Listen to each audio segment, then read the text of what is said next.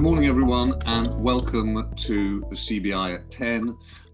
This is our start of week webinar.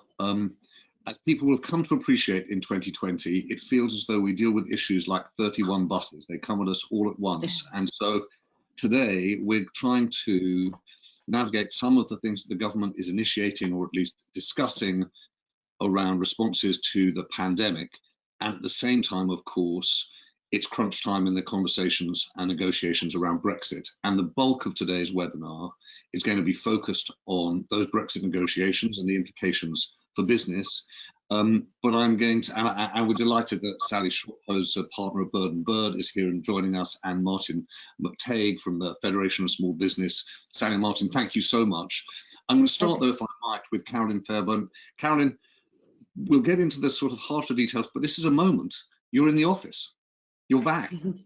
James, I am here in the CBI offices in London. I'd say it's a real pleasure to be here. I'm joined by about 10% of my colleagues who are wandering around. A lot of them are on Zoom calls. I mean, such is life. But no, it's a real moment. Delighted to be back. So Carolyn, can we tuck in though? Many people have seen you gave an interview with the FT, and some of the sort of key things that you've talked about are around what the government should do around the October furlough, how people should come back into offices. Can we just start with that, particularly in the light of the rising numbers of infections, and how you're thinking about all this now? Absolutely. Well, first of all, welcome to everybody on the call to the CBI at 10. And James, as you say, another big week last week. We knew it would be, but schools going back, a sense of a new term, I think, in the economy as well as in schools. And we did at the CBI begin to set out our sort of agenda for the autumn. And some of the things I was saying in the FT piece over the weekend were, I think, really focused on how we can do everything possible to shape a V-shaped recovery. There is some more positive data coming through over the summer around retail sales, around the possibility of bounce back, but we have to take the right steps. And I think one of the things that has been preoccupying us has been what happens at the end of the furlough scheme. We believe that there are about 3.8 million people still on furlough. Many businesses have been talking to us about the impact of the cliff edge of it ending in October. And given how many sectors are still very challenged through the restrictions because of the pandemic, we are making the case for a successor scheme to follow on from the job retention scheme at the end of October. It's not an extension. I think it's important to be clear about that, but a wage subsidy scheme that is less generous, that has some clawback provisions, that is a contributory scheme for employers as well as the government, as well as to some extent for individuals. And that is something that we are talking about with the Treasury at very high level this week. Some of the other issues that were very much on our mind are, sorry, James. Can I interrupt you? Please the only reason I'm interrupting is the furlough scheme is of such interest to so many people, and frankly, the CBI has been anything but a bystander in this the last 6 months. The formulation of the first scheme, you were really involved. People are going to be really interested in what you're suggesting. So will you just talk through a little more what those clawbacks mean, what wage subsidy level you think is right, what sectors would be eligible and which ones not? How do you conceive it? So I think we see something that is more selective in being self-selective. So the businesses that would take it up would be those who really felt they had viable jobs in the longer run, but couldn't make them viable in the short run.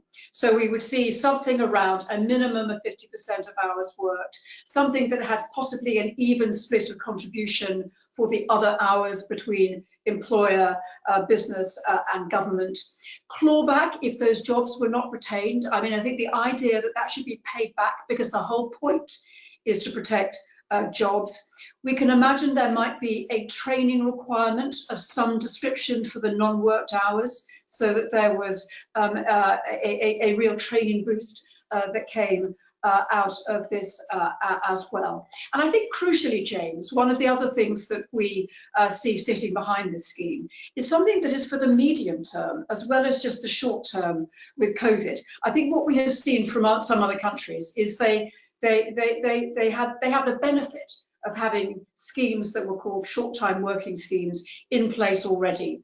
And the idea that our Treasury should have something like this in their armoury for the uncertainties of the future feels very strong. And crucially, we are saying to the government that this would need to be introduced extremely quickly, within weeks, because we know we have that 45-day prior to the end of the end October cut-off date, when firms will have to serve redundancy notices on those people they might make unemployed.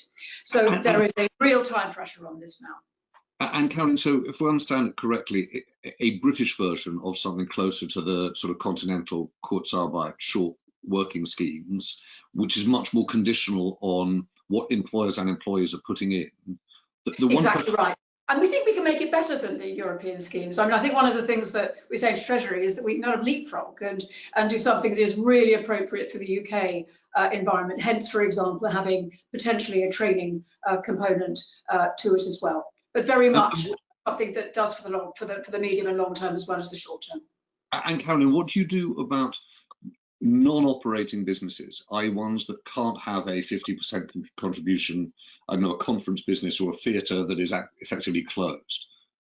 Yes, I mean there are other. I mean, you do have the bailout scheme that the government has announced for the creative industries. I mean, there are some sectors that are tremendously hard hit. Creative industries is one. Only 51% of people are working, but in many sectors, what you are now seeing is part-time working. It is a smaller and smaller proportion of our economy that is completely closed. Right. But for those sectors, and we do see the potential for, I mean, I think local lockdown is another special case. You may need something special for complete lockdowns that are regional. But as the economy comes back to life, this kind of short-time working model could start being extremely powerful. And we do think that the government has a real role to play in smoothing transitions, in stopping cliff edges from meaning that we lose jobs unnecessarily. Okay. And so I interrupted you, so you're going to begin to talk, I think, about getting back to the office and those issues too. Yes, so a couple of other issues before, you know, this is very much a Brexit conversation that we need to have, particularly in light of the weekend, some of the weekend news. But two other issues I think very much on our minds. First of all, there's been quite a lot of sort of speculation around tax rises for business. And one of the things I think we're very clear about is this is a time to be going for growth. It is not a time for corporate tax rises that may come at a later date, but we need to grab that V-shaped recovery. So that's something else I'll be saying at very high levels in Treasury this week. And then, yes, on back to work. I think we are, you've heard me talk about this before, James, but this risk that we sleepwalk into the failure of the office as a working environment. And there is the issue of local economies, and I think that is a very powerful reason. But I'm as concerned, if not more concerned, about the ability for us to train and develop young people, to foster creativity, to ensure that we have the kind of collaboration that really works for our economy. So this is going to be tricky. I've said it's not a stampede back to the office. I know from looking behind me, you know, it's not a stampede. But I think that there is a real role for government and business working together to create an environment where offices can come back to life. Absolutely crucial to this is public transport feeling safe and being safe. I came on the tube this morning. I felt safe. Everyone was wearing masks. It was not busy. And another crucial area is childcare. And it's partly schools. And seeing the schools go back successfully last week was a really important step forward. But that's not the only element. Wraparound childcare, after school clubs and nurseries have been very, very hard hit through the pandemic. And one of the things that we are saying quite loudly now is that there does need support to get childcare back operational, particularly for small businesses. Actually, and Martin may have something to say on this, but I will continue to really make the case for a hybrid between the best of flexible and the best of office life as being the best thing for our economy in this next stage. Carolyn, thanks. Just to say to everyone on the call, I know there are going to be a lot of things on people's minds, particularly around response to the pandemic, particularly in the light of the case numbers we're beginning to see. So as ever, this is really an exchange of views. Where possible, do weigh in with a point of view. I'll try and weave it into the conversation. If you want to do it anonymously, do. But the reason I think is self-evident that we're focusing today chiefly on Brexit is that this is the critical moment. These next few weeks are going to be critical to the outcome. I'm going to come to Martin and Sally in a moment, Carolyn, but I'm going to ask you to do something deeply unfair, which is try and divine what's going on here. When we spoke last week about this, we were saying, look, or I think you and Josh Hardy, your colleague, were talking about, on the one hand, a skinny deal, or a no deal. And I wonder just whether you could interpret for us what you think is happening now, whether you think we're looking more likely to a no deal, or whether or not the rhetoric you're seeing around that is part of the negotiation. So clearly we've seen some speculation over the weekend that has not been denied by the government, which is around the publication of an internal market document on Wednesday, which has real implications for the Irish protocol. And depending on your interpretation of certain clauses within the protocol, could be seen to undermine it. And I think we need to be working out over the course of the next 24 hours just how serious this is. But at first sight, it feels as though this could be serious. It could be a real challenge to the treaty, the withdrawal treaty, and something which creates, it has the potential to create a crisis within the negotiations. And I think we need to be realistic about that. I think we always knew it was possible. The standoff over level playing field and fisheries, which we talked about last week, is very real and very deep. And this may be the moment. We don't know that, but it may be the moment. I think what that means, and Martin and Sally, I think, are brilliant people to have here to shed light on some of the detail here, is that you're going to have many businesses, and I talk to them all the time, who are deeply, fundamentally concerned about the practicalities of what a no deal might look like for them. And it is something that certainly cannot be ruled out. And even if we have a skinny deal, there is a lot to be prepared for at the end of the year. We know how low resilience is in terms of businesses. Cash reserves have been run down, stockpiles have been run down. So I have to say, I think none of this actually changes the core messages that we've had over these past few weeks, which is a deal, even if it's a skinny one, is hugely preferable to no deal. And that is true for both sides. We are being very clear in terms of our messaging to both sides. This is a conversation that we are having in Brussels, as well as one we are having with our own government here on behalf of business and jobs and prosperity, that trying to overcome whatever crisis we now may have heading our way is really, really worthwhile. And I have a very high level meeting next week with my colleagues on Business Europe, the leaders of the business organisations across Europe, to see how we can collectively raise the voice of jobs and business at this sort of key time in the virus progress, to try and get the best possible deal. But I think in terms of what businesses are going to be asking themselves is, what does this mean for data? What does this mean for borders? What does this mean for paperwork? What does this mean for tariffs? What does this mean for quotas? Those are going to be very, very difficult questions to answer.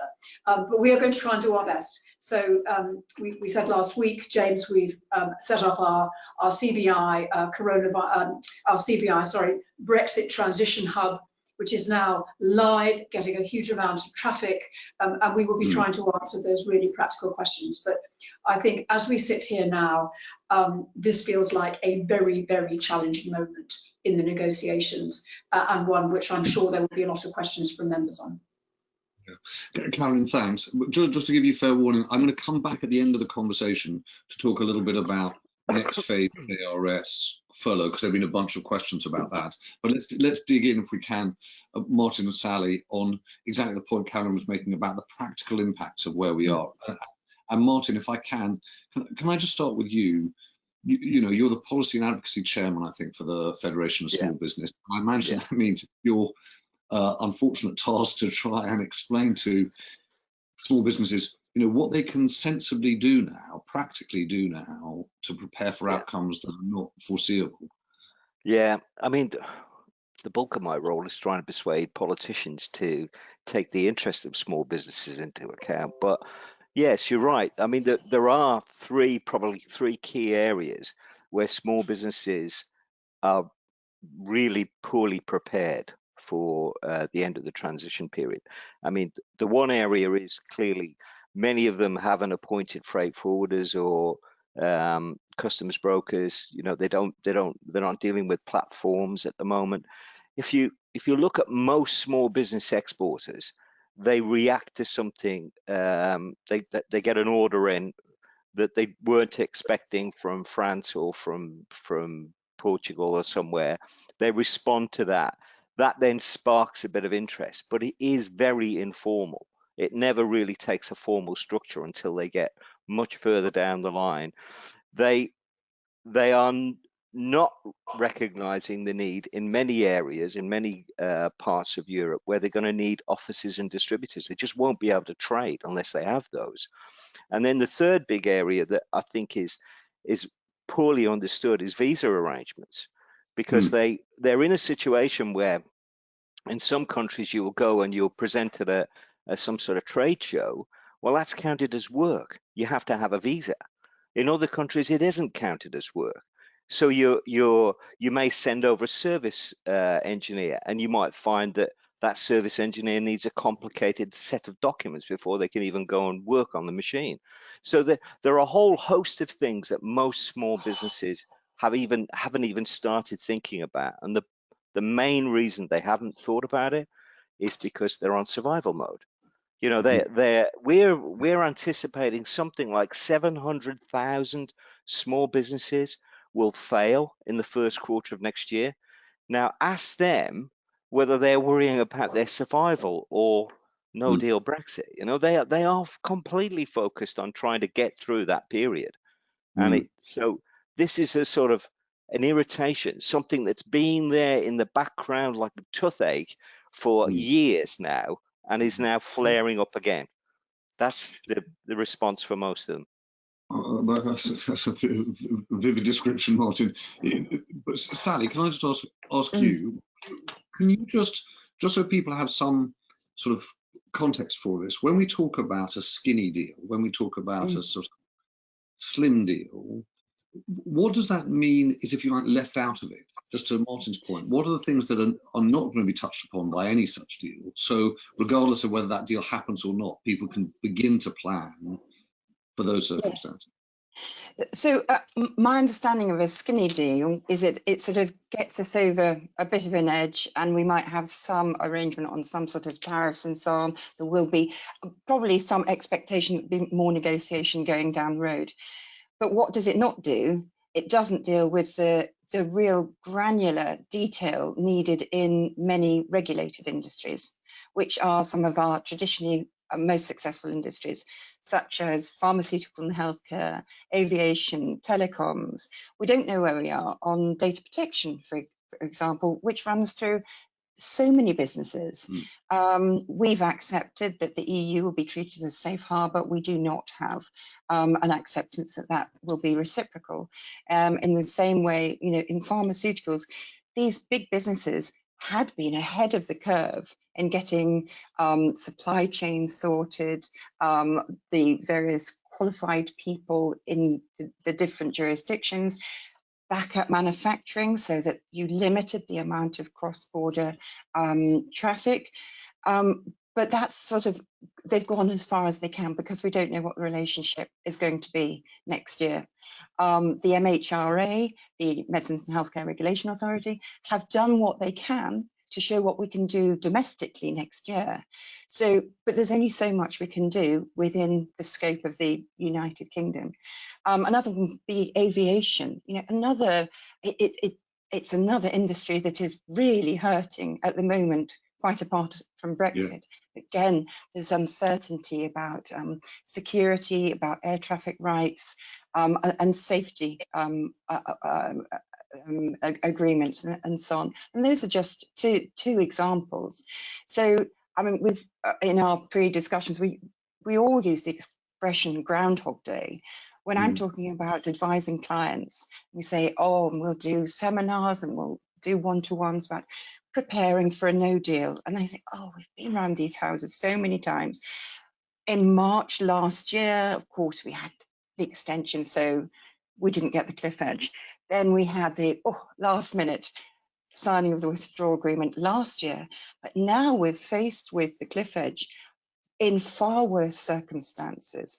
As Martin said, businesses are distracted by so many other things, where they're just trying to make it through to the following week, let alone planning for the next 5 years.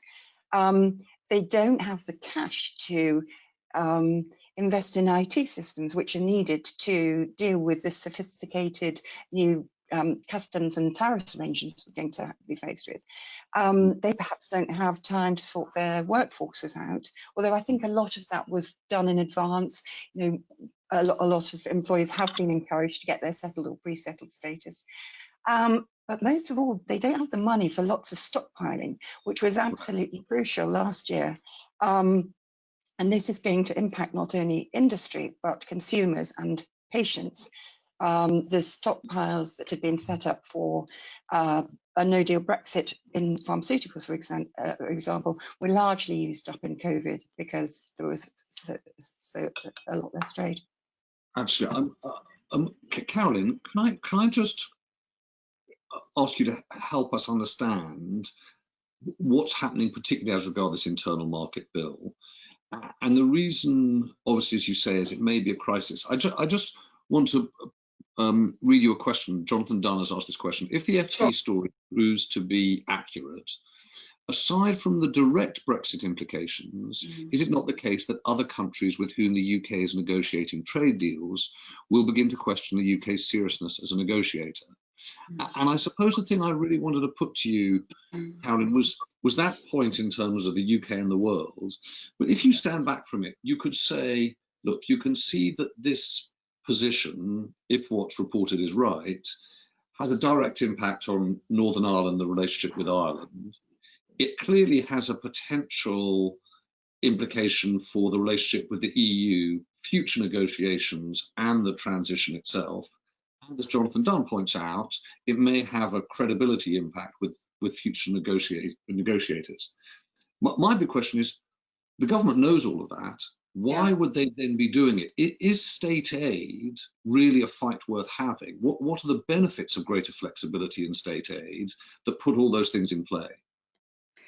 Yes, I mean, I think what we know, James, is that we are in negotiations. And there's an awful lot of tactical play going on both sides.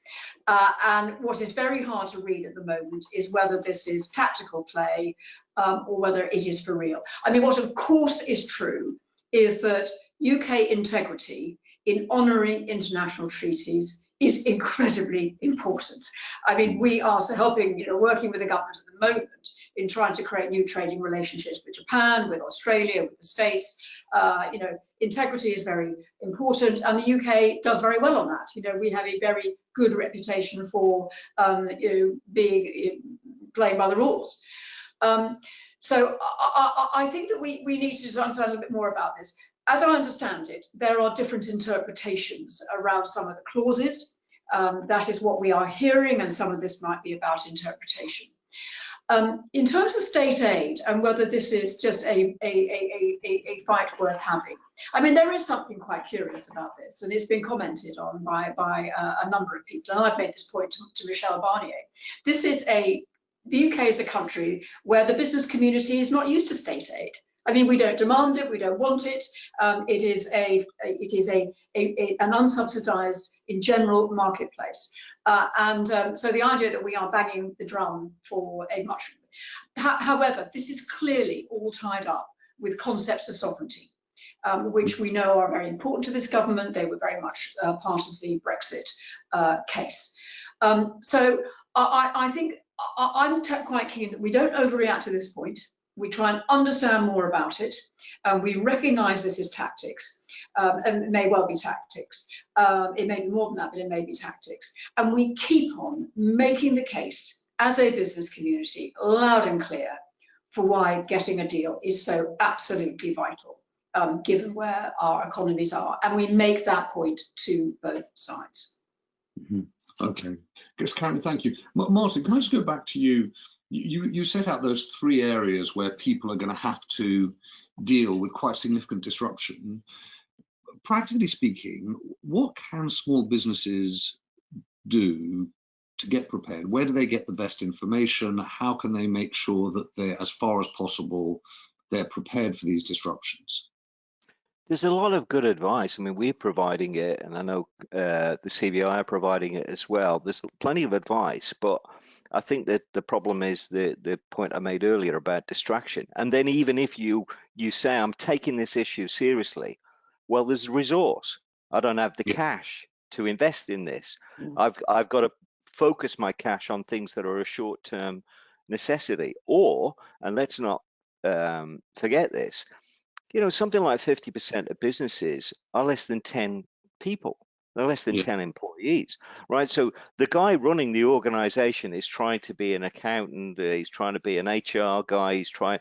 Now, you add on top of that something that is a bit of a part of his role, which is now he's trying to turn into an export manager and understand the complexities of something that he was absolutely simple before. Because of all the exporters we deal with, something like 90% of them, over 90%, only ever dealt with the EU.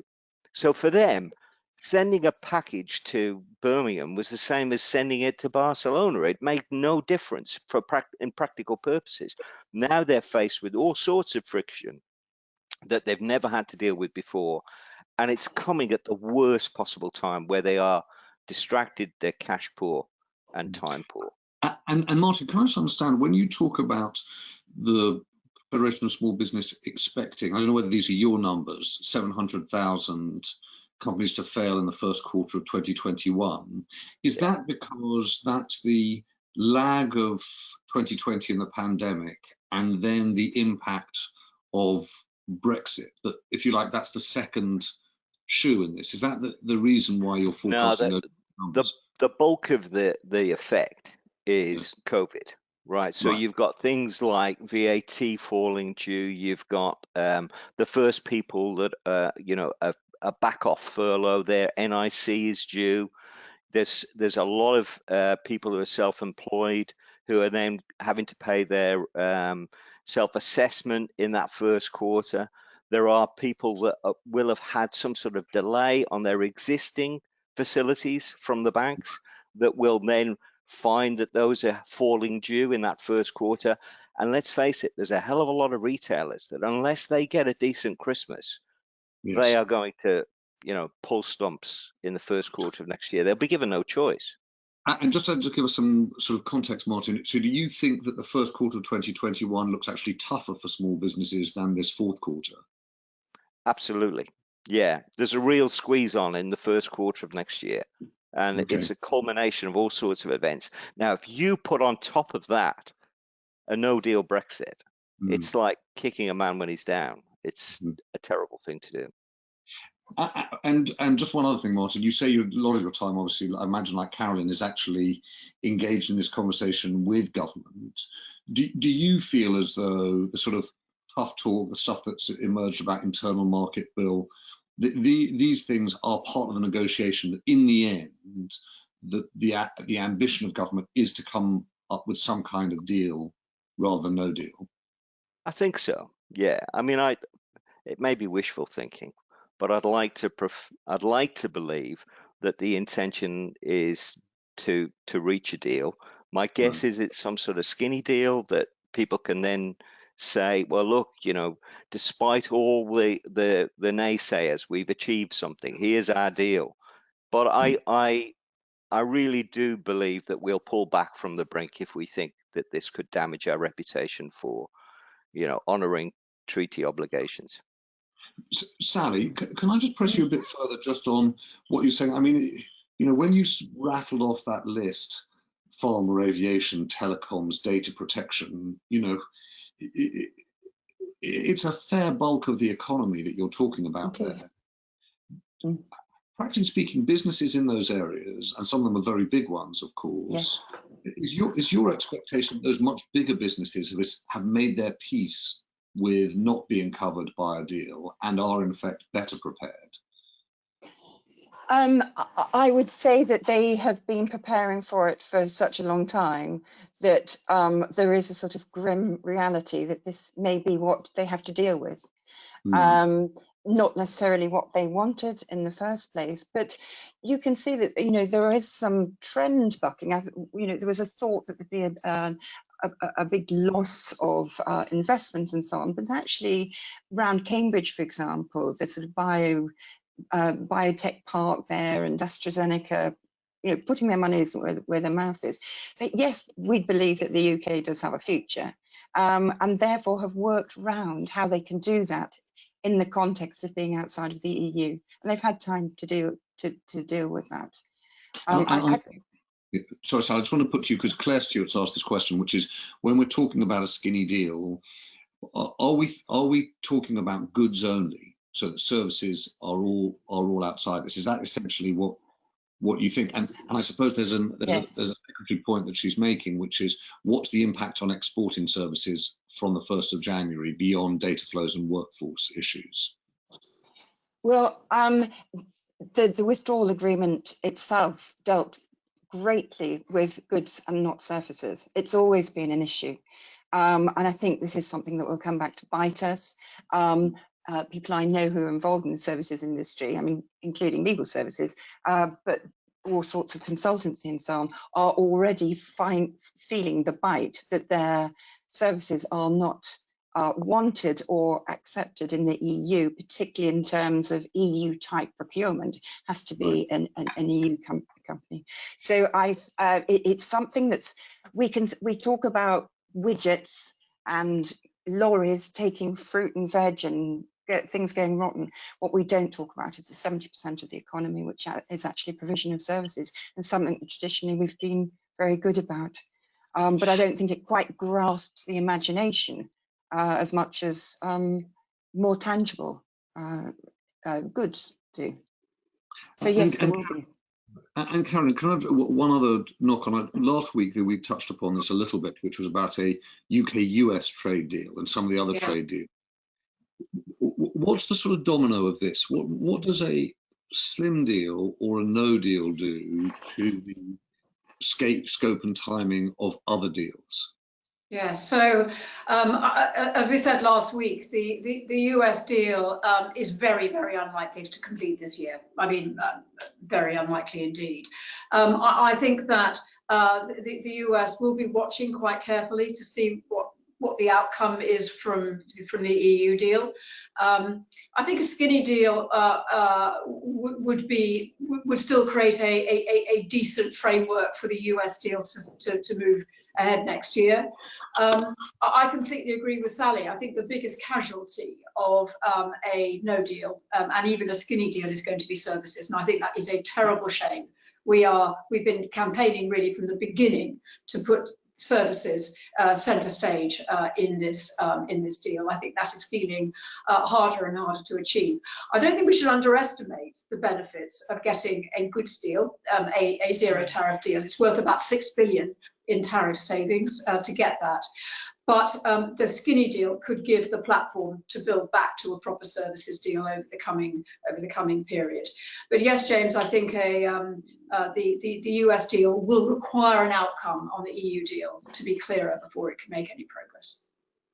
And just to articulate in the way in which that Martin did, Karen, I mean, from your point of view, the benefits of a deal with the EU are what?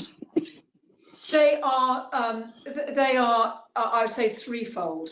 First of all, the pure economics. I think, a deal would almost certainly bring, tariff reductions, if not zero tariffs, and would have an immediate economic benefit to the UK. But I think there are two other benefits. The first is that it gives you a foundation to build on to create a better relationship in the future. If this collapses in chaos, and let's be absolutely clear, the Australia deal does not exist. It would be a no deal onto WTO, which is chaotic. And you'd have to have bilateral negotiations with every one of the 27 to build back from it. Get a skinny deal and you have a framework. And then I think the third benefit, and it's a really important one, is actually psychological. It is about the relationship, the sense of having achieved a step forward as opposed to something collapsing in failure, and what that does in terms of the acrimony of the relationship going forwards. So for all of those reasons, James, we're going to carry on being absolutely emphatic to both sides that this should not end in failure, that the benefits to the economy, both short-term and medium term, are overwhelming.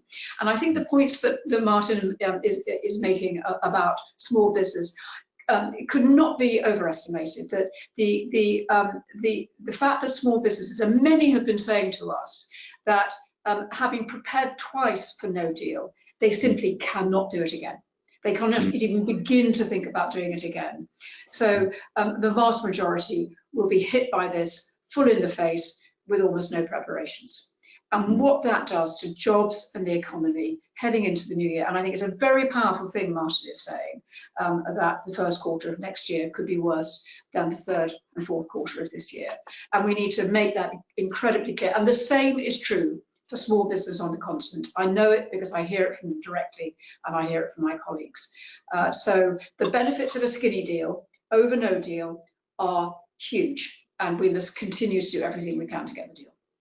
Karen, thank you. Martin, I just want to go back to you one final point, which is, obviously you remember back in 2016, there was quite a lot of discussion about the views of small businesses, some pro-Brexit, some anti.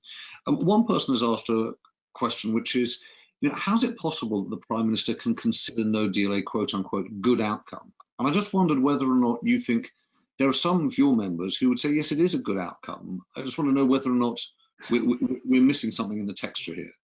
No, I think what you've got to remember about small businesses is they're indivisible from ordinary citizens, right? So the fact that they happen to run a business doesn't mean they don't have the same attitudes and prejudices and the rest as everybody else. For a lot of people who run small businesses, they see things like sovereignty as paramount, right? So they put that as a number one. Whether they accept the economic downsides is a different issue, but they definitely put it as number one. So when we were dealing with this as an issue for small businesses, it was pretty much split right down the middle, with 50% of small business owners still supporting a Brexit arrangement and accepting, in many cases, something like 30% of cases, that no deal would be part of that outcome. So we know this is a difficult problem for small businesses. But my argument to a lot of these guys is, you do not have the right to wreck the businesses of those businesses that trade overseas. The fact that you don't see it as a problem for you and your business doesn't give you the right to damage the interests of these small business exporters, the people trying to deal overseas, providing services. I mean, just to give you one stat, 4 to 6% tariffs were implied in a recent survey we did, and 46% of current exporters said that would be enough to stop them trading. So they would stop exporting as a result of that, because they viewed it as that would make them uncompetitive. Well, yeah, you can understand why. Martin, Sally, thank you. I just want to use the last 2 or 3 minutes, if I can, Carolyn, just to go back to this JRS, the Job Retention Scheme point. I just want to put to you a couple of the questions or thoughts that came in as you were speaking. One was simply this: it said, if extended furlough becomes sector related, can the supply chain of a sector rest assured that they're going to be included? This has been supply chains and sectors has been a big question. And then the second thing, which is just touches on your 50-50 point, Carolyn, it will be really hard for business to pay towards furlough payments if the staff are not working. We're making no profit currently and not even covering our outgoings due to lack of work to pay towards furlough for staff who are not working. There is just no money to pay for that, and I struggle to see how this could work. So will you just touch on that, the sectoral question and the question of companies that don't have the resources to commit 50-50? The sectoral question is a really difficult one, because we have been worried from the beginning that actually there are businesses in the middle of value chains that have been missed out of support packages that are sector-based. They can sound very appealing on paper, but actually they are very difficult to make work in practice. And so, although we think that there are some sector packages that are really important, creative industries, we thought, we were very much there fighting for. We think aviation is potentially another one. Our jobs subsidy proposal would not be sector-based. It is one that actually would be open to all sectors for exactly the reason the boundary issues are very hard. And in terms of for people who are not working at all, listen, this is really hard. And I think if your sector is completely closed, then that is a case for special support, and we will continue to back that. But as I say, many businesses are opening partly. And I think one of the things where we have to, I think, really recognise Treasury's ambition here, and we share it, is that there are jobs that will not come back. They will not come back. And actually, it is better for those individuals who are in those jobs to be allowed to retrain and supported to retrain, rather than being subsidised to keep a job going that isn't going to be there in the future. And that's a difficult balance that we are trying to help the Treasury to pull off. But we do think that our proposal will help, hundreds of thousands of businesses potentially. We know there are 3.8 million people currently still on furlough. It will enable many of those jobs where they are viable jobs to be retained in the future. Okay, Karen, thank you very much. That's really helpful. I suppose during the course of the week, we're back, of course, with the CBI at 10 on Wednesday. We'll be able to, I hope, update a little on where we think government thinking is going on that and some of the tax issues that you've raised. For this morning, I just want to say a big thank you to Martin McTague and Sally Shorthose. It's really, really helpful to get some of that granular detail. You can feel a sort of a wash in headlines, and actually getting underneath them has been really helpful. As ever, everyone, thank you for joining us today. Do join us. You can see on the screen, if you are on the screen, there's a real agenda through the course of the next few months. Big summit on achieving net zero. We're looking at international trade on the 12th and 13th of October. The annual conference, of course, at the beginning of November. And do sign up for a specific CBI conference on diversity and inclusion at the end of the November itself. For today, though, a big thank you, Sally, Martin, and of course, Carolyn. Have a good day, everyone.